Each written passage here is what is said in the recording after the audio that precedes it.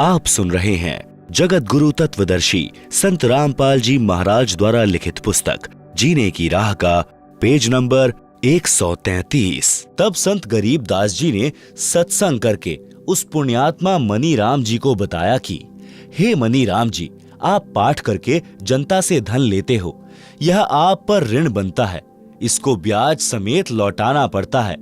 आपको यथार्थ आध्यात्मिक ज्ञान नहीं है, आप कथा पाठ तथा सत्संग करने के अधिकारी भी नहीं हो। आपने लोगों को आकर्षित करने के लिए गले में कंठी यानी एक तुलसी के मनके को डोरे में डालकर गले में डालते हैं, जो वैष्णव पंथ की पहचान होती है, डाल रखी है। एक माला 108 रुद्राक्ष के मणकों की डाल रखी है, जो मंत्र जाप के लिए होती हैं, जिसे संत जन सुमरनी कहते हैं। मस्तिष्क में तिलक लगा कर रखा है, पीले वस्त्र धारण कर रखे हैं। संत गरीबदास जी ने वाणी द्वारा समझाया कि कंठी माला सुमरनी पहरे से क्या होए, ऊपर ढूंढा साध का अंतर राखा खोए।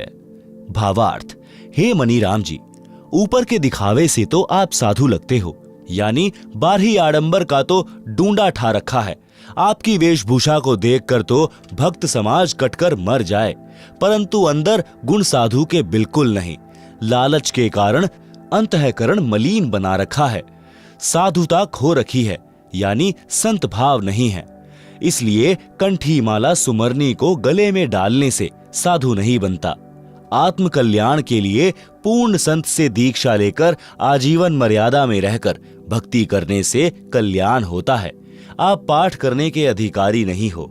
अधिकारी बिना पाठ करना यजमान के साथ धोखा है। आपके पूर्वज ऋषिजन वास्तव में पंडित थे, विद्वान पुरुष थे, वे ऐसी गलती नहीं करते थे। संत गरीबदास जी ने उदाहरण द्वारा समझाया है कि राजा परीक्षित का उद्धार। जिस समय राजा परीक्षित को ऋषि के श्रापवश तक्षक सर्प ने डसना था, तो राजा परीक्षित जी के उद्धार के लिए श्रीमद् भागवत यानी सुधा सागर की 7 दिन की कथा करनी थी। पृथ्वी के सर्व ऋषियों तथा पंडितों से श्रीमद् भागवत की कथा परीक्षित को सुनाने का आग्रह किया गया। वे वास्तव में पंडित थे, वे परमात्मा के विधान को जानते थे। उनको यह भी पता था कि 7वें दिन परिणाम आएगा। विश्व के बुद्धिजीव व्यक्तियों की दृष्टि 7वें दिन परीक्षित का क्या होगा, इस पर टिकी थी। पृथ्वी के सर्व पंडितों ने श्रीमद् भागवत की कथा सुनाने से मना कर दिया तथा कह दिया कि हम अधिकारी नहीं हैं, हम किसी के मानव जीवन के साथ खिलवाड़ करके पाप के भागी नहीं बनेंगे। जिस वेद व्यास जी ने श्रीमद् भागवत को लिखा था, उसने भी कथा सुनाने से इनकार कर दिया। सब ऋषियों ने बताया कि स्वर्ग से ऋषि सुखदेव जी को इस कार्य के लिए बुलाया जाए, वे कथा सुनाने के अधिकारी हैं। राजा परीक्षित के लिए स्वर्ग से सुखदेव ऋषि को बुलाया गया। कुछ समय नरक भोग कर युधिष्ठिर स्वर्ग में पुण्य फल भोग रहा है। उसने वंश के मोहवश होकर अर्जुन के पौत्र परीक्षित के उद्धार के लिए अपने कुछ पुण्यों को सुखदेव यानी शुकदेव ऋषि को दान दिया। उस पुण्यों की कीमत से श्री शुकदेव ऋषि जी विमान में बैठकर पृथ्वी पर परीक्षित राजा को श्रीमद् भागवत की कथा सुनाने आए। 7 दिन कथा सुनाकर परीक्षित का राज तथा परिवार से मोह समाप्त किया। तक्षक सर्प ने परीक्षित को कथा के दौरान ही डसा। उसी समय राजा की मृत्यु हो गई, परंतु कथा सुनने से परीक्षित का ध्यान संसार से हटकर स्वर्ग के सुख में लीन था।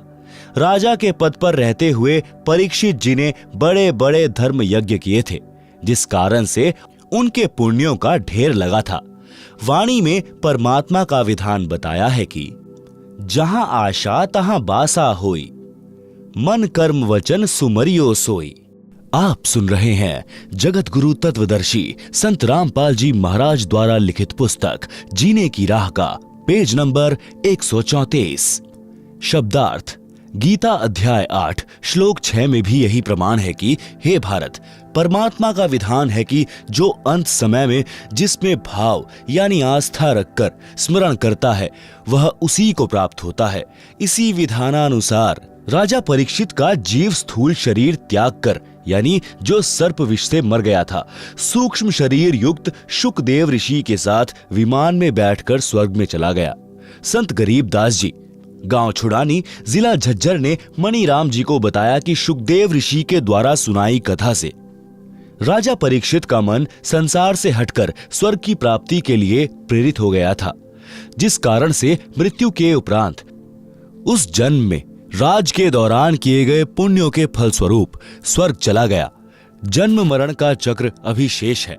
काल ब्रह्म के लोक में स्वर्ग महास्वर्ग यानी ब्रह्मलोक प्राप्ति को ही उद्धार हुआ मानते हैं, जो संपूर्ण आध्यात्मिक ज्ञान के टोटे का परिणाम है। काल ब्रह्म के लोक वाला उद्धार भी पृथ्वी के किसी ऋषि पंडित के स्तर का नहीं है, क्योंकि इनका पाठ व कथा यानी सत्संग करने में मान बढ़ाई उद्देश्य रहता है। एक दूसरे ऋषि के प्रति प्रसिद्धि की चाह में ईर्ष्या रोग भी लगा रहता है। शुकदेव जी एक संत जनक जी के शिष्य थे। राजा जनक को पूर्ण परमात्मा कबीर जी मिले थे। उनको सोहम नाम जाप दिया था। राजा जनक के प्रमुख तथा प्रिय शिष्य शुकदेव जी थे। जनक जी ने यह मंत्र केवल शुकदेव को दिया था, जिस कारण से शुकदेव का स्वर्ग समय अधिक है। राजा जनक के साथ काल ने धोखा किया था। उन्होंने अपने आधे पुण्य 12 करोड़ नरक भोग रहे जीवों को दान कर दिए थे, जिस कारण से उनका स्वर्ग समय कम रह गया था और वे सन 1469 में पंजाब प्रांत में यानी भारत देश में श्री कालू राम मेहता खत्रिय अरोड़ा के घर श्री नानक नाम से जन्मे थे। वर्तमान में पाकिस्तान देश में हैं। शुकदेव जी को पृथ्वी पर किसी से कोई द्वेष तथा ईर्ष्या या मान बढ़ाई की चाह नहीं थी। उनके द्वारा सुनाई गई कथा का प्रभाव परीक्षित के मन पर पड़ा, जिस कारण से उनका स्वर्गवास हुआ। यदि अन्य ऋषि कथा करता तो राजा का मन राज व परिवार में रह जाता। उनका पुनः जन्म पृथ्वी पर होता, पुण्यों को राजा बनकर नष्ट करता। आप सुन रहे हैं जगत गुरु तत्वदर्शी संत रामपाल जी महाराज द्वारा लिखित पुस्तक जीने की राह का पेज नंबर 135। संत गरीबदास जी ने बताया कि हे मणिराम, जब तक जीव का जन्म मरण समाप्त नहीं होता तो उसको परम शांति नहीं होती। फिर राजा बनकर राज की हानि लाभ की आग में जलता है, निर्धन बनकर कष्ट उठाता है, फिर पशु पक्षी आदि आदि के शरीरों में कष्ट उठाता है। आप श्री विष्णु उर्फ श्री कृष्ण जी के भक्त हो। वैष्णव साधु श्री विष्णु जी को इष्ट रूप में मानते हैं। आप यह भी मानते हो कि श्री कृष्ण यानी श्री विष्णु जी ने श्रीमद् भगवद गीता का ज्ञान अर्जुन को सुनाया। गीता ज्ञान सुनाने वाला गीता अध्याय 18 श्लोक 62 में स्पष्ट करता है कि मेरे से अन्य कोई परम ईश्वर है। हे भारत, तू सर्वभाव से उस परमेश्वर की शरण में जा। उस परमेश्वर की कृपा से ही तू परम शांति को तथा सनातन परम धाम यानी सत्य लोक को प्राप्त होगा। गीता अध्याय 7 श्लोक 29 में गीता ज्ञान दाता ने बताया है कि जो साधक जरा यानी वृद्धा अवस्था तथा मरण यानी मृत्यु से छुटकारा यानी मोक्ष प्राप्ति के लिए प्रयत्नशील है, काल लोक के राज्य तथा स्वर्ग महास्वर्ग तक की इच्छा नहीं रखते, वे तत् ब्रह्म से संपूर्ण अध्यात्म से तथा सर्व कर्मों से परिचित हैं। गीता अध्याय 8 श्लोक 1 में अर्जुन ने गीता ज्ञान देने वाले से प्रश्न किया कि जिस तत्व ब्रह्म के विषय में अध्याय 7 के श्लोक 29 में कहा है कि वह तत्व ब्रह्म क्या है, इसका उत्तर गीता ज्ञान दाता ने गीता अध्याय 8 के श्लोक 3 में दिया है। बताया है कि वह परम अक्षर ब्रह्म है। गीता अध्याय 8 के ही श्लोक 5 तथा 7 में गीता ज्ञान दाता ने अपनी भक्ति करने को कहा है, जिससे मेरी प्राप्ति होगी, और गीता के अध्याय 8 के श्लोक 8, 9, 10 में उस अपने से अन्य परम अक्षर ब्रह्म की भक्ति करने को कहा है, जिससे उसकी प्राप्ति होती है।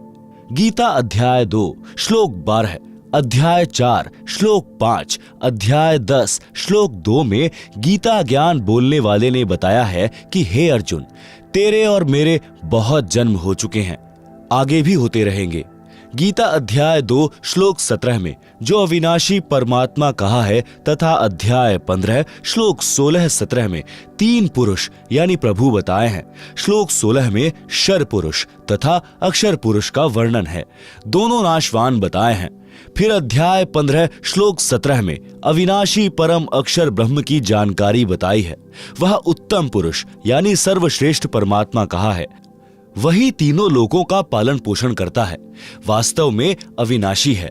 गीता अध्याय 15 श्लोक 4 में गीता ज्ञान देने वाले ने स्पष्ट किया है कि तत्वदर्शी संत मिलने के पश्चात परमेश्वर के उस परम पद की खोज करनी चाहिए, जहां जाने के पश्चात फिर लौटकर साधक संसार में कभी नहीं आते। उस परमात्मा की ही भक्ति करनी चाहिए जिससे संसार रूपी वृक्ष की प्रवृत्ति विस्तार को प्राप्त हुई है, यानी जिस परमात्मा ने विश्व की रचना की है। गीता का उल्लेख समाप्त। संत गरीबदास जी ने मणिराम को बताया कि परम अक्षर ब्रह्म यानी तत् ब्रह्म की भक्ति मेरे यानी संत गरीबदास जी के पास है। यदि आप जी को पूर्ण मोक्ष करवाना है तो दीक्षा लो और कल्याण करवा लो। मणिराम जी को गीता के सर्व श्लोक कंठस्थ थे, तुरंत समझ गए और दीक्षा लेकर पाखंड त्याग कर कल्याण करवाया।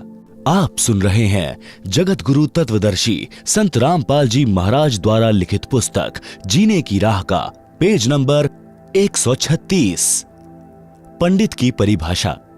पंडित कहते हैं विद्वान को। मेरे पूज्य गुरुजी ब्राह्मण जाति में गांव बड़ा पैंतावास, तहसील चरखी, दादरी, जिला भिवानी, हरियाणा में जन्मे थे। वे अपने आप को कभी पंडित नहीं कहते थे। मेरे दादा गुरुजी यानी मेरे गुरुजी के गुरुजी गांव छावला, दिल्ली में नजफगढ़ के पास के जाट थे। वे छोटी आयु में ही संत गंगेश्वरानंद जी के सत्संग से प्रभावित होकर उनके साथ हरिद्वार चले गए थे। संत गंगेश्वरानंद जी ने उनको काशी विद्यापीठ में पढ़ने के लिए छोड़ा। वे तीक्ष्ण बुद्धि के धनी थे। 4 विषयों में आचार्य की डिग्री प्राप्त की, जिस कारण से जाट होते हुए भी पंडित चिदानंद जी के नाम से पुकारे जाते थे। गांव गोपालपुर, तहसील खरखोदा, जिला सोनीपत, प्रांत हरियाणा में उनका आश्रम है। उस बोर्ड पर लगा है पंडित चिदानंद जी।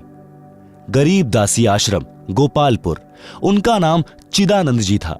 कोई ब्राह्मण भाई दुख ना माने, इसलिए पंडित की परिभाषा बताना अनिवार्य था, सो बताई है। सुदामा जी पंडित थे। सुदामा जी ब्राह्मण कुल में जन्मे थे। निर्धनता चरम पर थी। कई बार बच्चे भी भूखे सो जाते थे। सुदामा जी की धर्मपत्नी को पता था कि द्वारिका के राजा श्री कृष्ण जी के साथ सुदामा जी की अच्छी मित्रता रही है। पत्नी ने बहुत बार कहा कि आप अपने राजा मित्र कृष्ण से कुछ धन मांग लाओ। सुदामा जी कहते थे कि पंडित का काम मांगना नहीं होता, परमात्मा के विधान को समझकर उसके अनुकूल जीवन यापन करना होता है। गरीबदास जी ने भी कहा है कि नट पेरना कांजर सांसी, मांगत है भटियारे, जिनकी भक्ति में लौ लागी, वो मोती देत उधारे। जो मांगे सो भड़ुआ कहिए, दर दर फिरे अज्ञानी, जोगी जोग संपूर्ण जाका, मांग न पीवे पानी। शब्दार्थ। नट, ये लोग जनता में कुछ खेल दिखाते थे, जैसे लंबे बांस को बिना पृथ्वी में गाड़े उसके ऊपर चढ़ना, जो अनोखा व कठिन कार्य होता था। उस खेल के समापन पर कटोरा लेकर तमाशा यानी खेल देखने के लिए उपस्थित भीड़ से रुपए पैसे मांगते थे।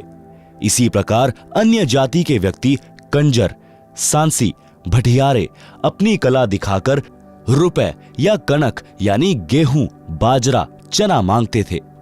यदि योगी यानी साधक भी ऐसी सिद्धियों का प्रदर्शन करके रुपए व कणक इकट्ठे करता है तो उसकी सत्य साधना नहीं है। यदि सत्य साधक होता, शिष्यों को आशीर्वाद रूपी मोती देकर धनी बनाता है, जो साधक के भाग्य से अलग अपनी ओर से उधार रूप में होता है। यदि संत दर दर पर जाकर मांगता फिरता है तो वह ज्ञानी है, उसके पास शास्त्र अनुसार साधना नहीं, वह संत नहीं भड़वा है। भड़वा का अर्थ यहाँ पर बेशर्म है। जोगी यानी साधक की भक्ति संपूर्ण उसकी मानी जाती है जो किसी से कुछ नहीं मांगे। उसके उदाहरण में कहा है कि वह साधक और वस्तु तो छोड़ो, पानी भी मांग कर नहीं पीता। परंतु पत्नी के बार बार आग्रह करने पर विप्र सुदामा जी अपने मित्र श्री कृष्ण जी के पास चले गए। श्री कृष्ण जी ने उनका विशेष सत्कार किया। मुट्ठी भर चावल साथ लेकर गए थे, जो श्री कृष्ण जी ने चाव के साथ खाए, चरण तक धोए और कुशल मंगल पूछा तो पंडित सुदामा जी ने कहा कि हे भगवान, मुझे किसी वस्तु की आवश्यकता नहीं है, आपकी कृपा से ठीक निर्वाह हो रहा है। एक सप्ताह श्री कृष्ण जी के पास रुककर सुदामा जी घर को चल पड़े। एक बार भी नहीं कहा कि कुछ धन दे दो। वे जानते थे कि परमेश्वर कबीर जी कहते हैं, बिन मांगे मोती मिले, मांगे मिले न भीख, मांगन से मरना भला, यह सतगुरु की सीख। आप सुन रहे हैं जगत गुरु तत्वदर्शी संत रामपाल जी महाराज द्वारा लिखित पुस्तक जीने की राह का पेज नंबर 137। शब्दार्थ। कबीर परमात्मा ने भी बताया है कि जो पूर्ण परमात्मा की सत्य साधना करता है उसे मांगना नहीं चाहिए। मांगने से परमात्मा रुष्ट हो जाता है, उसको भिक्षा भी नहीं मिलती। वह साधक परमात्मा पर विश्वास रखकर नहीं मांगेगा तो परमात्मा उसकी इच्छा पूरी करेगा, यानी मोती जैसी बहुमूल्य वस्तु भी दे देगा। पूर्ण सद्गुरु यही शिक्षा देता है कि मांगने से तो व्यक्ति जीवित ही मर जाता है, मांगने से तो मरना भला है। भावार्थ आत्महत्या से नहीं है, यहां अपनी इच्छाओं का दमन करके मृतक बनकर रहने से है। श्री कृष्ण जी राजा थे। अपने मित्र की स्थिति को समझकर विश्वकर्मा जी को आदेश देकर एक सप्ताह में सुदामा जी का महल बनवा दिया तथा बहुत सारा धन भी दे दिया। पंडित सुदामा जी अपने धर्म कर्म पर डटे रहे, जिस कारण से उनको लाभ हुआ। इसे पंडित कहते हैं। जो मांगे सो भड़ुआ कहलाता है। पंडित की यह परिभाषा है। प्रसंग चल रहा है। दीक्षा यानी नाम लेने के पश्चात भक्त की आस्था संसार तथा परमात्मा में कैसी होनी चाहिए, उस प्रसंग में पवित्र कबीर सागर ग्रंथ के अध्याय अनुराग सागर में परमेश्वर कबीर जी ने अपनी प्रिय आत्मा धर्मदास जी को इस प्रकार बताया है। आप सुन रहे हैं जगत गुरु तत्वदर्शी संत रामपाल जी महाराज द्वारा लिखित पुस्तक जीने की राह का पेज नंबर 138, अध्याय अनुराग सागर का सारांश। अनुराग सागर पृष्ठ 3 से 5 तक का सारांश। पृष्ठ 3 से धर्मदास जी ने परमेश्वर कबीर जी से प्रश्न किया। प्रश्न: प्रभु, दीक्षा प्राप्ति के पश्चात परमेश्वर में कैसी आस्था होनी चाहिए? उत्तर: परमेश्वर कबीर जी ने बताया है कि जैसे मृग यानी हिरण शब्द पर आसक्त होता है, वैसे साधक परमात्मा के प्रति लग्न लगावे। हिरण यानी मृग पकड़ने वाला एक यंत्र से विशेष शब्द करता है जो हिरण को अत्यंत पसंद होता है। जब वह शब्द बजाया जाता है तो हिरण उस ओर चल पड़ता है और शिकारी जो शब्द कर रहा होता है उसके सामने बैठकर मुख जमीन पर रखकर समर्पित हो जाता है, अपने जीवन को दांव पर लगा देता है। इसी प्रकार उपदेशी को परमात्मा के प्रति समर्पित होना चाहिए, अपना जीवन न्योछावर कर देना चाहिए। दूसरा उदाहरण: पतंग यानी पंख वाले कीड़े को प्रकाश बहुत प्रिय है। अपनी प्रिय वस्तु को प्राप्त करने के लिए वह दीपक, मोमबत्ती, बिजली की गर्म लाइट के ऊपर आसक्त होकर उसे प्राप्त करने के उद्देश्य से उसके ऊपर गिर जाता है और मृत्यु को प्राप्त हो जाता है। इसी प्रकार भक्त को परमात्मा प्राप्ति के लिए मर मिटना चाहिए। समाज की परंपरागत साधना को तथा अन्य शास्त्र विरुद्ध रीति रिवाजों को त्यागने तथा सत्य साधना करने में कठिनाइयां आती हैं, उनका सामना करना चाहिए, चाहे कुछ भी कुर्बानी देनी पड़े, पीछे नहीं हटे। तीसरा उदाहरण: पुराने समय में पत्नी से पहले यदि पति की मृत्यु हो जाती थी तो पत्नी अपने पति से इतना प्रेम करती थी कि वह अपने मृत पति के साथ उसी चिता में जलकर मर जाती थी। उस समय घर तथा कुल के व्यक्ति समझाते थे कि तेरे छोटे छोटे बच्चे हैं, इनका आपके बिना कौन पालन करेगा। चाचे ताऊ किसी के बच्चों को नहीं पालते। जब तक माता पिता होते हैं तब तक कुल के व्यक्ति प्यार की औपचारिकता करते हैं। वास्तव में प्रेम तो अपनों में ही होता है। आप इन छोटे छोटे बच्चों की ओर देखो। बच्चे पिता के वियोग में रो रहे होते हैं, माता का पल्लू पकड़ रोकते हैं। उस स्त्री को उसके स्वर्ण के आभूषण भी दिखाए जाते हैं। देख, इनका क्या होगा, कितने सुंदर तथा बहुमूल्य आभूषण हैं। आप अपने बच्चों में रहो। परंतु वह स्त्री प्रेमवश होकर उसी चिता में जिंदा जलकर मर जाती थी। पीछे कदम नहीं हटाती थी। पहले तो इस प्रकार सती होती थी, कोई एक दो ही होती थी। बाद में यह रीति रिवाज कुल की मर्यादा का रूप ले गई थी। पति की मृत्यु के पश्चात स्त्री को जबरन उसी चिता में जलाया जाने लगा था, जिससे सती प्रथा का जन्म हुआ। बाद में यह संघर्ष के पश्चात समाप्त हो गई। आप सुन रहे हैं जगत गुरु तत्वदर्शी संत रामपाल जी महाराज द्वारा लिखित पुस्तक जीने की राह का पेज नंबर 139। इस कथा का सारांश है कि जैसे एक पत्नी अपने पति के वैराग्य में जिंदा जलकर मर जाती है, मुख से राम राम कहकर चिता में जल जाती है। जगत में जीवन दिन चार का, कोई सदा नहीं रहे, यह विचार पति संग चाली, कोई कुछ कहे। शब्दार्थ: बहुत पुराने समय में स्त्री अपने मृत पति के साथ जलकर मर जाती थी। उस समय उसकी आस्था अपने पति के अतिरिक्त किसी धन संपत्ति, बालकों या आभूषण में नहीं रहती थी। यह विचार करती थी कि संसार में आज नहीं तो कुछ दिन बाद मृत्यु होगी। संसार के व्यक्ति कुछ भी कहें, वह किसी की परवाह नहीं करती थी। इस तरह का विचार करके वह स्त्री अपने पति के साथ जलकर मरती थी। यह कुरीति थी, परंतु उस समय बहुत महत्व माना जाता था। अब शिक्षित समाज ने इस कुरीति व जुल्म का अंत कर दिया है। भक्ति में दृढ़ता उत्पन्न करने के लिए यह उदाहरण सटीक है कि भक्त को भी ऐसी आस्था परमात्मा प्राप्ति के लिए बनानी चाहिए। संसार के व्यक्तियों की सांसारिक बातों पर ध्यान न देकर अपने उद्देश्य की सफलता के लिए दृढ़ता से भक्ति करें, मर्यादा का पालन करें। नीचे की वाणियों में यही समझाया है कि भक्त सत्पुरुष की प्राप्ति के लिए ऐसे ही लगन लगाएं, संसार के नाते संपत्ति को भूल जाएं और केवल परमात्मा में ध्यान लगाएं। हे धर्मदास, इसी प्रकार भक्त का विचार होना चाहिए। ऐसे ही जो सत्पुरुष लौलावे, कुल परिवार सब बिसरावे, नारी सुत का मोह न आने, जगत रू जीवन स्वप्न कर जाने। जग में जीवन थोड़ा भाई, अंत समय कोई नहीं सहाय। बहुत प्यारी नारी जग माही, मात पिता जाके समनाही। तेही कारण नर शीश जो देही, अंत समय सो नहीं संग देही। चाहे कोई जले पति के संगा, फिर दोनों बने कीट पतंगा। फिर पशु पक्षी जन्म पावे, बिन सतगुरु दुख कौन मिटावे। ऐसी नारी बहु तेरी भाई, पति मरे तब रूधन मचाई। काम पूर्ति की हानि विचारे, दिन 13 ऐसे पुकारे। निज स्वार्थ को रोदन करही, तुरंत ही खसम दूसरों करही। सुत परिजन धन स्वप्न स्नेही, सत्य नाम गहु निज मति एही। स्वतन संप्रिय और न आना, सो भी संग नहीं चलत निदाना। ऐसा कोई ना दिख भाई, अंत समय में होए सहाय। आदि अंत का सखा भुलाया, झूठे जगन्नाथों में फिरे उमाया। अंत समय जमदूत गला दबावे, ता समय कहो कौन छुड़ावे। सतगुरु है एक छुड़ावन हारा, निश्चय कर मानहु कहा हमारा। काल को जीत हंस ले जाही, अविचल देश जहां पुरुष रहा ही।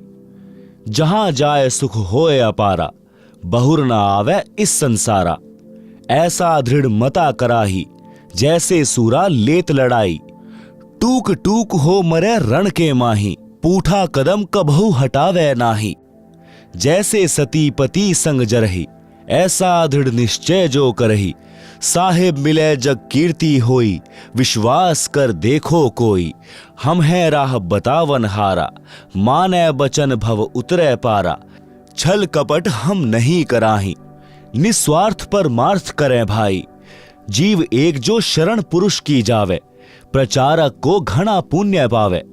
कोटि धेनु जो कटत बचाई, एता धर्म मिले प्रचारक ताही। लावे गुरु शरण दीक्षा दिलावे, आपा ना थापे सब कुछ गुरु को बतावे।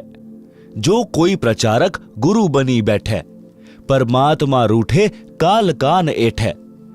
लाख 28 झूठे गुरु रोवे, पड़े नरक में ना सुख सोवे।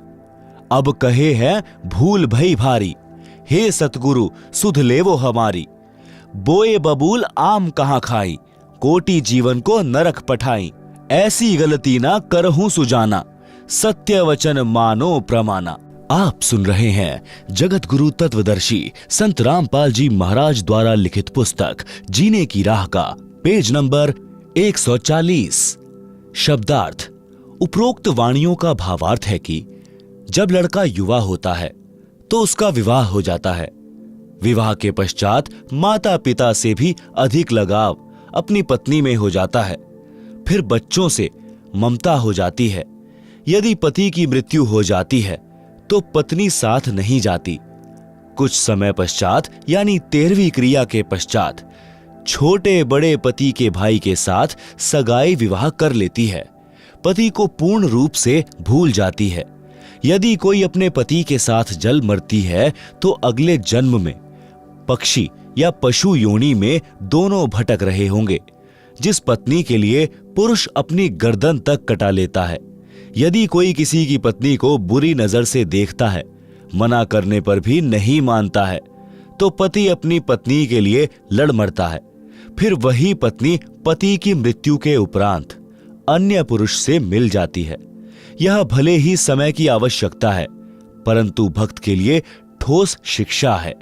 इसी प्रकार किसी व्यक्ति की पत्नी की मृत्यु हो जाती है तो वह कुछ समय उपरांत दूसरी पत्नी ले आता है। पत्नी अपने पति के लिए अपना घर, भाई बहन, माता पिता त्याग कर चली आती है, परंतु पत्नी की मृत्यु के उपरांत स्वार्थ के कारण रोता है। परंतु जब अन्य व्यक्ति विवाह के लिए कहते हैं तो सब भूलकर तैयार हो जाता है। भावार्थ है कि सब स्वार्थ का नाता है। इसलिए सत्य भक्ति करके उस सत्य लोक में चलो जहां पर जरा यानी वृद्धावस्था तथा मरण यानी मृत्यु नहीं है। आगे चेतावनी दी है कि हे भक्त, अपने शरीर के समान इंसान को कुछ भी प्रिय नहीं होता। अपने शरीर की रक्षार्थ लाखों रुपए इलाज यानी ट्रीटमेंट में खर्च कर देता है, यह विचार करके कि यदि जीवन बचा तो मेहनत मजदूरी करके रुपए तो फिर बना लूंगा। यदि रुपए नहीं होते हैं तो संपत्ति को भी यही विचार करके बेच देता है और अपना शरीर बचाता है।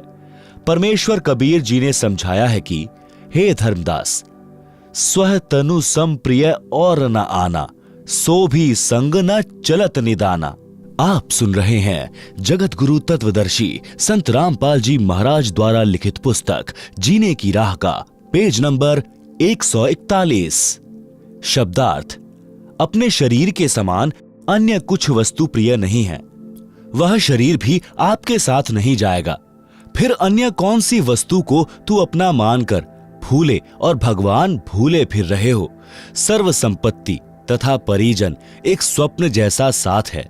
कबीर परमेश्वर जी ने कहा है कि मेरी अपनी राय यह है कि पूर्ण संत से सत्य नाम यानी सत्य साधना का मंत्र लेकर अपने जीव का कल्याण कराओ, और जब तक आप स्वप्न यानी संसार में हैं तब तक स्वप्न देखते हुए पूर्ण संत की शरण में जाकर सच्चा नाम प्राप्त करके अपना मोक्ष कराओ।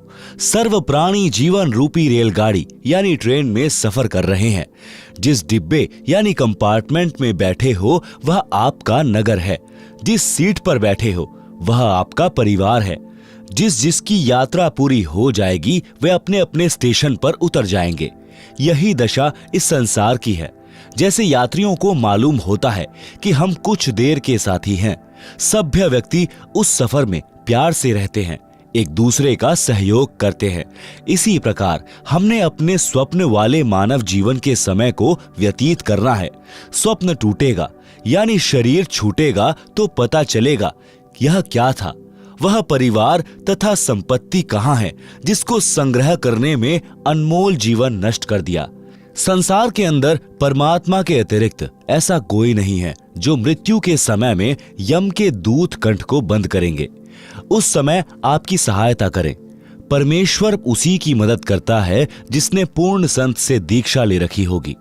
परमेश्वर उस सतगुरु के रूप में उपदेशी की सहायता करता है। इसलिए सतगुरु जी की शरण में आने के पश्चात ज्ञानवान साधक परमेश्वर में ऐसी लग्न लगाएं जैसी मृग, पतंग, सती, शूरवीर लगाते हैं। अपने उद्देश्य से पीछे नहीं हटते। शूरवीर टुकड़े टुकड़े होकर पृथ्वी पर गिर जाना बेहतर मानते हैं, पीछे कदम नहीं हटाते। पुराणों में तथा श्रीमद् भगवद गीता अध्याय 2 श्लोक 38 में कहा है कि अर्जुन, यदि सैनिक युद्ध में मारा जाता है तो स्वर्ग में सुख प्राप्त करता है।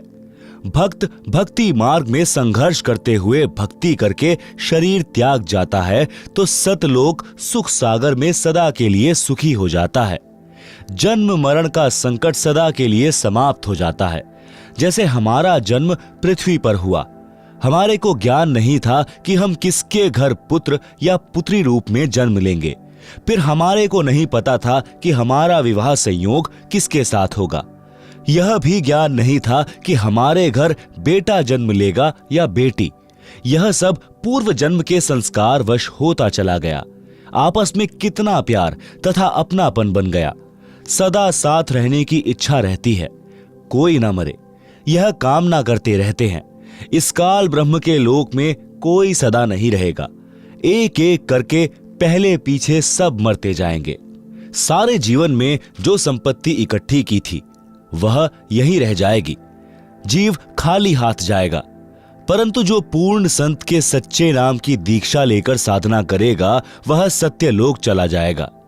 वहां पर ऐसे ही जन्म होगा जैसे पृथ्वी पर होता है। उसी प्रकार परिवार बनता चला जाएगा। वहां पर कोई कर्म नहीं करना पड़ता। सर्व खाद्य पदार्थ प्रचुर मात्रा में सत्यलोक में है। सदाबहार पेड़ पौधे, फुलवाड़ी, मेवा यानी काजू, किशमिश, मनुखा, दाख आदि दूधों के समुद्र यानी क्षीर समुद्र हैं। सतलोक में वृद्ध अवस्था नहीं है, मृत्यु भी नहीं है। इसको अक्षय मोक्ष कहते हैं, पूर्ण मुक्ति कहते हैं, जो गीता अध्याय 18 श्लोक 62 में तथा अध्याय 15 श्लोक 4 में कहा है। तथा जिस सिद्धि मोक्ष शक्ति को नैष्कर्म्य सिद्धि कहा है, जिसका वर्णन गीता अध्याय 3 श्लोक 4, अध्याय 18 श्लोक 49 से 62 में है। इस काल ब्रह्म यानी ज्योति निरंजन के 21 ब्रह्मांडों के क्षेत्र में सर्व प्राणी कर्म करके ही आहार प्राप्ति करते हैं। सत्यलोक में ऐसा नहीं है। वहां बिना कर्म किए सर्व सुख पदार्थ प्राप्त होते हैं। जैसे बाग में फलों से लदबद वृक्ष तथा बेल होते हैं, फल तोड़ो और खाओ। सर्व प्रकार का अनाज भी ऐसे ही उगा रहता है। सदा बहार हैं, जो इच्छा है बनाओ और खाओ। वहां पर खाना बनाना नहीं पड़ता। भोजनालय में रखो जो खाना चाहते हो, अपने आप तैयार हो जाता है। यह सब परमेश्वर की शक्ति से होता है। उस सतलोक यानी शाश्वत स्थान को प्राप्त करने के लिए आप जी को सती तथा शूरमा की तरह कुर्बान होना पड़ेगा। भावार्थ है कि अपने उद्देश्य यानी पूर्ण मोक्ष प्राप्ति के लक्ष्य को प्राप्त करने के लिए संसार के सर्व लोभ लाभ त्यागने पड़े तो विचारने की आवश्यकता नहीं है। तुरंत छोड़ो और अपने स्मरण ध्यान में मगन रहो। यदि सतगुरु की शरण ग्रहण नहीं की तो जिस समय अंत समय आएगा तब भक्तिहीन प्राणी के कंठ को यमदूत बंद करते हैं। उन यमदूतों से परिवार का कोई व्यक्ति नहीं छुड़वा सकता। केवल सतगुरु जी उस आपत्ति के समय सहायता करते हैं। इसलिए परमेश्वर कबीर जी ने कहा है कि अंत समय जमदूत गला दबावे, ता समय कहो कौन छुड़ावे।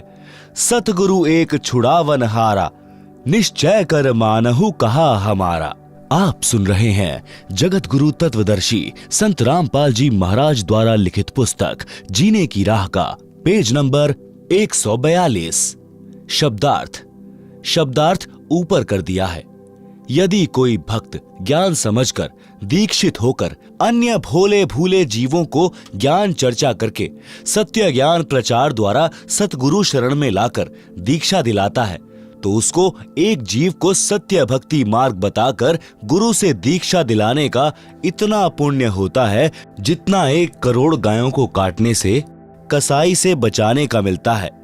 एक मानव जीवन इतना बहुमूल्य तथा इतने पुण्यों से प्राप्त होता है। यदि कोई मूर्ख प्रचारक मान बढ़ाई के वश होकर स्वयं दीक्षा देता है, स्वयं गुरु बन बैठता है, तो वह महाअपराधी होता है। उससे परमेश्वर रुष्ट हो जाता है तथा काल उसको कान पकड़कर घसीट कर ले जाता है, जैसे खटीक यानी कसाई बकरे बकरी को ले जाता है।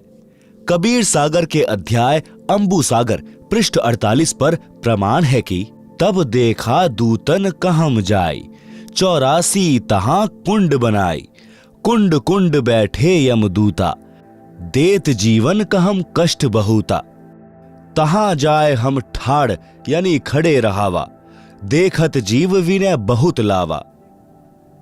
झूठे कड़िहार यानी नकली सतगुरु की दशा।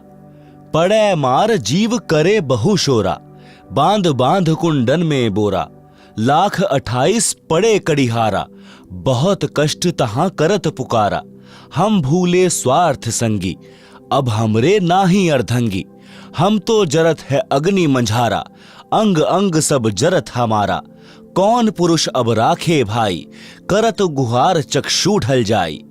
ज्ञानी यानी कबीर जी वचन। करुणा देख दया दिल आवा, अरे दूत त्रास भास दिखावा। यह वाणी बनावटी है, वास्तविक वाणी नीचे है। दुर्दशा देख दया दिल आवा, अरे दूत तुम जीवन भ्रमावा। जीव तो अचेत अज्ञाना, वाको काल जाल तुम बंधाना। 84 दूतन कहम बांधा, शब्द डोर 14 यम सांधा। तब हम सबहन कहम मारा, तुम हो जालिम बटपारा। हमरे भक्तन को तुम भ्रमावा, पल पल सुरती जीवन डिगावा। गही चोटी दूत घसियाए, यमरू दूत विनय तब लाए। दूत जो नकली गुरु बने थे। वचन, चुक हमारी क्षमा कर दीजिए, मन माने तस आज्ञा कीजिए। हम तो धनी यानी काल कहियो जस कीन्हा, सो वचन मान हम लीन्हा। अब नहीं जीव तुम्हारा भ्रमावे, हम नहीं कबहू गुरु कहावे। ज्ञानी यानी कबीर जी वचन। सुन ज्ञानी बहुते हंसाई, दूतन दुष्ट बंध न छोड़ो जाई। पल एक जीवन सुख दीना, तब संसार गमन हम कीना। आप सुन रहे हैं जगत गुरु तत्वदर्शी संत रामपाल जी महाराज द्वारा लिखित पुस्तक जीने की राह का पेज नंबर 143। भावार्थ। कबीर परमेश्वर जी ने बताया कि जो झूठे सतगुरु बनकर मान बढ़ाई के वश होकर काल प्रेरणा से भोले जीवों को भ्रमाया करते थे, उनको भी दंड मिलता है। उनको भी नरक में डालकर यातनाएं दी जाती हैं। उनके शिष्य भी उसी नरक में गिरते हैं। जब मैं उस नरक के पास गया जिसमें वे मान बढ़ाई के भूखे नकली कड़िहार यानी संसार के काढ़ने वाले यानी सतगुरु बनकर महिमा बनाए हुए थे, लाखों जीवों को शिष्य बनाकर नरक में अपने साथ ले गए। फिर परमेश्वर के विधान अनुसार वे भी अपराधी होने के कारण नरक में पड़े थे। उस नरक क्षेत्र में कुंड बने हैं, प्रत्येक कुंड में जीव पड़े हैं तथा यमदूत सता रहे हैं। वे 28 लाख नकली सद्गुरुओं ने मुझे देखकर अर्जी लगाई कि हमें बचा लो प्रभु। कारण यह था कि जो यमदूत उन्हें नरक में मार पीट रहे थे, वे सब परमेश्वर कबीर जी की शक्ति के सामने कांपने लगे। इस कारण से उन नकली सद्गुरुओं को लगा कि ये कोई परम शक्ति वाले देव हैं। परमेश्वर कबीर जी ने कहा कि तुमने भोले जीवों को भ्रमित किया, अपने आप को पूर्ण सतगुरु सिद्ध किया। तुम्हें पता भी था कि तुम्हारे पास नाम दीक्षा का अधिकार नहीं, तुम्हें पूर्ण मोक्ष का ज्ञान नहीं। अपने स्वार्थवश लाखों मनुष्यों के अनमोल जीवन का नाश कर दिया। वे काल जाल में फंसे रह गए। फिर मैंने उन दूतों यानी काल के बनाए कड़िहारों को तथा अन्य यमदूतों को मारा, चोटी पकड़कर घसीटा। फिर नकली सतगुरुओं ने कहा कि हमने तो अपने धनी यानी मालिक काल ब्रह्म की आज्ञा का पालन किया है, अब आप जैसे कहोगे हम वैसे करेंगे। मैंने कहा कि अब तुमको छोड़ा नहीं जाएगा। जो जीव उन नकली गुरुओं के शिष्य बनकर जीवन नष्ट कर गए थे, वे भी वहीं उनके साथ नरक में पड़े थे। जब तक मैं यानी कबीर परमेश्वर जी वहां रहा, उन जीवों को नरक का कष्ट नहीं हो रहा था। इस प्रकार उनको कुछ समय का सुख देकर वहां से चलकर संसार में आया। मेरे आने के पश्चात वे नकली गुरुओं तथा उनके भोंदू शिष्यों को फिर से नरक की यातना प्रारंभ हो गई। इसलिए पूर्वोक्त वाणी में कहा है कि यदि कोई प्रचारक स्वयं गुरु बन बैठा तो परमेश्वर रुष्ट हो जाएगा और काल कान ऐठेगा अर्थात कष्ट देगा। इसलिए हे सज्जन पुरुष, कभी ऐसी गलती न करना, मेरे वचन को प्रमाणित मानना। आप सुन रहे हैं जगत गुरु तत्वदर्शी संत रामपाल जी महाराज द्वारा लिखित पुस्तक जीने की राह का पेज नंबर 144, भक्त का स्वभाव कैसा हो। अनुराग सागर के पृष्ठ 6 से वाणी नंबर 7 से 17, धर्मदास वचन। मृतक भाव प्रभु कहो बुझाई, जाते मन की तपनी नसाई। केहि विधि मृतक हो यह जीवन, कहो विलोय नाथ अमृत धन। कबीर वचन। मृतक के दृष्टांत यानी उदाहरण। धर्मदास यह कठिन कहानी, गुरु गमते कोई विरले जानी। भृंगी का दृष्टांत यानी उदाहरण। मृतक होए के खोजहि संता, शब्द विचारी गहे मगुअंता। जैसे भृंग कीट के पासा, कीट गहो भृंग शब्द की आशा। शब्द घात करते ही मह डारे, भृंगी शब्द कीट जो धारे। तब ले गो भृंगी निज गेहा, स्वाति देह कीन्हो समदेहा। भृंगी शब्द कीट जो माना, वरण फेर आपन कर जाना। बिरला कीट जो होए सुखदाई, प्रथम आवाज गहे चितलाई। कोई दूजे कोई तीजे माने, तन मन रहित शब्द हित जाने। भृंगी शब्द कीट ना गहई, तै पुनि कीट आसरे रहई। एक दिन कीट गहे सी भृंग भाषा, वरण बदले पूर्व आशा। आप सुन रहे हैं जगत गुरु तत्वदर्शी संत रामपाल जी महाराज द्वारा लिखित पुस्तक जीने की राह का पेज नंबर 145, मृतक के और दृष्टांत। अनुराग सागर के पृष्ठ 7 से वाणी नंबर 7 से 20। सुनहु संत यह मृतक सुभाव, बिरला जीव पीव मगधाव। और सुनहु मृतक का भेवा, मृतक होए सतगुरु पद सेवा।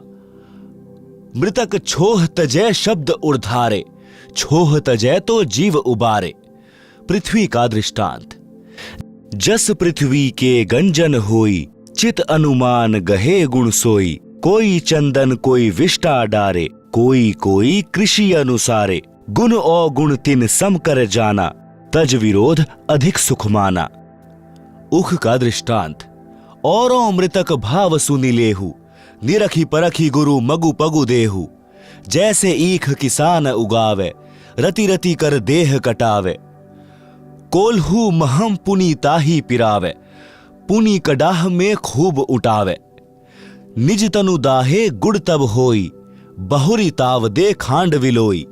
ताहू माही ताव पुनि दीन्हा, चीनी तबे कहावन लीन्हा। चीनी होए बहुरित तन जारा, ताते मिसरी है अनुसारा। मिसरी ते जब कंध कहावा, कहे कबीर सबके मन भावा। यही विधि ते जो शीश करही, गुरु कृपा सहजे भव तरही। भावार्थ। अनुराग सागर पृष्ठ 6 पर लिखी पंक्ति नंबर 7 से 17 तक का भावार्थ है कि धनी धर्मदास जी ने परमेश्वर कबीर जी से विनय पूर्वक प्रश्न किया कि हे प्रभु, मुझे मृतक का स्वभाव समझाओ, कैसा होता है, किस प्रकार जीवित मरना होता है। हे अमर परमात्मा, हे स्वामी, कृपा बिलोय अर्थात निष्कर्ष निकाल कर वह अमृत धन अर्थात अमर होने का मार्ग बताएं। परमेश्वर कबीर वचन। मृतक के दृष्टांत। परमेश्वर कबीर जी ने कहा है कि हे धर्मदास, यह जो प्रश्न आपने किया है यह जटिल कथा प्रसंग है। सतगुरु शरण में रहकर ज्ञान का इच्छुक ही इसको समझकर खरा उतरता है। भृंगी का दृष्टांत। संत साधक जन जीवित मृतक होकर परमात्मा को खोजते हैं। शब्द विचार यानी यथार्थ नाम मंत्रों को समझ विचार करके उस मार्ग के अंत यानी अंतिम छोर तक पहुंचते हैं, अर्थात पूर्ण मोक्ष प्राप्त करते हैं। जैसे एक भृंग यानी पंखों वाला नीले रंग का कीड़ा होता है जिसे भंभीरी कहते हैं, जिसको इंजनहारी आदि आदि नामों से जाना जाता है, जो भी की आवाज करती रहती है, वह अपना परिवार नर मादा के मिलन वाली विधि से उत्पन्न नहीं करती। वह एक कीट यानी कीड़े विशेष के पास जाती है, उसके पास अपनी भी की आवाज करती है। जो कीड़ा उसकी आवाज से प्रभावित हो जाता है, उसको उठाकर पहले से तैयार किया मिट्टी के घर में ले जाती है। वह गोल आकार का 2 इंच परिधि का 1-2 मुख वाला गारा का बना होता है। फिर दूसरा तीसरा ले जाती है, फिर उनके ऊपर अपनी भी की आवाज करती रहती है। फिर औस के जल को अपने मुख से लाकर उन कीटों के मुख में डालती है। उस भंभीरी यानी भृंग की बार बार आवाज को सुनकर वह कीट उसी रंग का हो जाता है तथा उसकी तरह पंख निकल आते हैं। वह आवाज भी उसी की तरह भी करने लगता है, भंभीरी ही बन जाती है। इसी प्रकार पूर्ण संत अपने ज्ञान को भंभीरी की तरह बार बार बोलकर सामान्य व्यक्ति को भी भक्त बना लेता है। फिर वह भक्त भी सद्गुरु से सुने ज्ञान को अन्य व्यक्तियों को सुनाने लगता है। संसार की रीति रिवाजों को त्याग देने से अन्य व्यक्ति कहते हैं कि इसका रंग ढंग बदल गया है, यह तो भक्त बन गया है। जैसे भृंग यानी भंभीरी कीटों को अपनी आवाज सुनाती है तो कोई शीघ्र सक्रिय हो जाता है, कोई दूसरी कोई तीसरी बार कोशिश करने से मानता है। इसी प्रकार जब सतगुरु कुछ व्यक्तियों को अपना सत्संग रह रहकर सुनाते हैं तो कोई अच्छे संस्कार वाला तो शीघ्र मान जाता है, कोई 1-2 बार फिर सत्संग सुनकर मार्ग ग्रहण कर लेता है, दीक्षा ले लेता है। कुछ कीट ऐसे होते हैं, कई दिनों के पश्चात अपना स्वभाव बदलते हैं। यदि वह कीट भृंगी नहीं बना है और उस भृंग कीट की शरण में रह रहा है तो अवश्य एक दिन परिवर्तन होगा। परमेश्वर कबीर जी ने कहा कि हे धर्मदास, यदि शिष्य इसी प्रकार गुरुजी के विचारों को सुनता रहेगा तो उस भृंग कीट की तरह प्रभावित होकर संसारिक भाव बदलकर भक्त बनकर हंस दशा को प्राप्त होगा। आप सुन रहे हैं जगत गुरु तत्वदर्शी संत रामपाल जी महाराज द्वारा लिखित पुस्तक जीने की राह का पेज नंबर 146, पृष्ठ 7 से पंक्ति 7 के 20 तक का भावार्थ। कबीर जी ने कहा कि हे संतों, सुनो ये मृतक का स्वभाव। इस प्रकार कोई बिरला जीव ही अनुसरण करता है। वह पीव यानी परमात्मा को प्राप्ति करने का मग यानी मार्ग प्राप्त करता है। उपरोक्त यानी भृंग वाले उदाहरण के अतिरिक्त और सुनो मृतक का भाव, जिससे मृतक यानी जीवित मृतक होकर सतगुरु के पद यानी पद्धति के अनुसार साधना करता है। पृथ्वी का उदाहरण, जैसे पृथ्वी में सहनशीलता होती है, इसी प्रकार पृथ्वी वाले गुण को जो ग्रहण करेगा वह जीवित मृतक है और वही सफल होता है। पृथ्वी के ऊपर कोई बिष्टा यानी टट्टी करता है, डालता है, कोई खेती करता है तो चीर फाड़ करता है, कोई धरती पूजन करता है। पृथ्वी गुण अवगुण नहीं देखती, जिसकी जैसी भावना है वह वैसा ही करता है। यह विचार करके धरती विरोध न करके सुखी रहती है। भावार्थ है कि जैसे जमीन सहनशील है वैसे ही भक्त संत का स्वभाव होना चाहिए। चाहे कोई गलत कहे कि यह क्या कर रहे हो यानी अपमान करे, चाहे कोई सम्मान करे, अपने उद्देश्य पर दृढ़ रहकर भक्त सफलता प्राप्त करता है। आप सुन रहे हैं जगत गुरु तत्वदर्शी संत रामपाल जी महाराज द्वारा लिखित पुस्तक जीने की राह का पेज नंबर 147। ऊख यानी ईख यानी गन्ने का दृष्टांत। जैसे किसान ईख बीजता है, उस समय गन्ने के 1-1 फुट के टुकड़े करके धरती में दबा देता है। ईख गन्ना बनने के पश्चात कोल्हू में पीड़ा जाता है, फिर रस को कड़ाहे में अग्नि की आंच में उबाला जाता है, तब गुड़ बनता है। यदि अधिक ताव गन्ने के रस को दिया जाता है तो वह खांड बन जाता है, जो गुड़ से भी स्वादिष्ट होती है, और अधिक ताव देने से चीनी बन जाती है। और भी अधिक गर्म किया जाता है तो मिश्री बन जाती है, फिर मिश्री से कंद बन जाता है। परमेश्वर कबीर जी ने कहा है कि हे धर्मदास, इस प्रकार यदि शिष्य भक्ति मार्ग में कठिनाइयां सहन करता है तो उतना ही परमात्मा का प्रिय बहुमूल्य होता चला जाता है। 132 अनुराग सागर। मृतक भाव कौन धारण कर सकता है? मृतक भाव है कठिन धर्मानी, लहे विरल शूर हो, कादर सुनते ही तन मंद है, पाछे ना चितवत कूर हो। ऐसे शिष्य आप सम्हारे, नाव सही गुरु ज्ञान को, लहे भेदी भेद निश्चय, जाए दीप अमान को। मृतक ही साधु होता है। सोरठा मृतक हो सो साधु, सो सतगुरु को पावई, मेटे सकल उपाध, तासु देव आशा करें। साधु किसे कहते हैं? साधु मार्ग कठिन धर्मदासा, रहनी रहे सो साधु सुबासा। पांचों इंद्री सम करी राखे, नाम अमीरस निश दिन चाखे। चक्षु वृषीकरण। प्रथम ही चक्षु इंद्री कह साधे, गुरुगम पंथ नाम अवराधे। सुंदर रूप चक्षु की पूजा, रूप को रूप न भावे दूजा।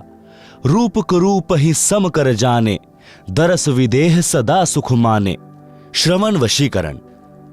इंद्री श्रवण वचन शुभ चाहे, उत्कट वचन सुनत चित दाहे। बोल कुबोल दो सह लेख है, हृदय शुद्ध गुरु ज्ञान विषेक है। नासिका वशीकरण। नासिका इंद्री बास अधीना, यही सम राखे संत प्रवीणा। जिह्वा वशीकरण। जिह्वा इंद्री चाहे स्वादा, खट्टा मीठा मधुर सवादा। सहज भाव में जो कुछ आवे, रूखा फीका नहीं विलगावे। जो कोई पंचामृत ले आवे, ताही देख नहीं हरप चढ़ावे।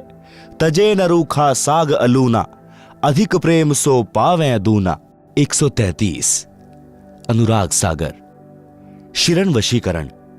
इंद्रिय दुष्ट महाअपराधी, कुटिल काम होई विरले साधी। कामिनी रूप काल की खानी, तजहु तासु संग हो गुरु ज्ञानी। काम वशीकरण। जब ही काम उमंग तन आवे, ताही समय जो आप जुगावे। शब्द विदेह सुरत ले राखे, गहिमन मौन नाम रस चाखे। जब निह तत्व में जाए समाई, तब ही काम रहे मुरझाई। काम दे लुटेरा है। काम पर बल अति भयंकर, महादारुण काल हो। सुर देव मुनिगण यक्ष गंधर्व, सब ही किन्ह विलास हो।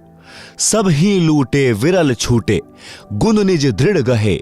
गुरु ज्ञान दीप समीप सतगुरु, भेद मार्ग तिल लहे। काम लुटेरे से बचने का उपाय।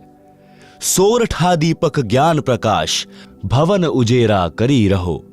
सतगुरु शब्द विलास, भाज चोर अंजोरा जब। अनल पक्षी का दृष्टांत।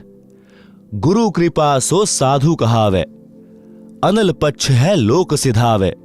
धर्मदास यह परखो बानी, अनल पक्ष गम कहो बखानी। अनल पक्ष जो रहे आकाशा, निश दिन रहे पवन की आशा।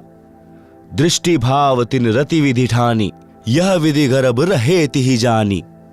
अंड प्रकाश कीन्ह पुनि तहवा, निराधार आलम्ब ही जहवा। मारग माहि पुष्ट भो अंडा, मारग माहि त्रिरह नौ खंडा। मारग माहि चक्षु तिन पावा, मारग माहि पंख पर भावा। महिढिग आवा सुधी बही ताहि, इहां मोर आश्रम नहीं आहि। सुरति संहार चले पुनि तहवा, मात पिता को आश्रम जहवा। अनुराग सागर के पृष्ठ 8 तथा 9 का सारांश है कि साधक वही है जो अपनी सर्व इंद्रियों को संयम में रखता है। जैसा मिल जाए उसी में संतोष करे। रूप को देखकर उस पर आकर्षित नहीं होवे, कुरूप को देखकर घृणा ना करे। दोनों को दिव्य ज्ञान की नजरों से देखे कि ऊपर का चाम गोरा काला है।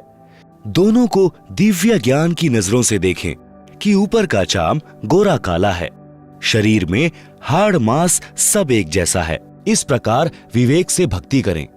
यदि कोई सम्मान करता है, प्यार से बोलता है, तो खुशी महसूस न करें।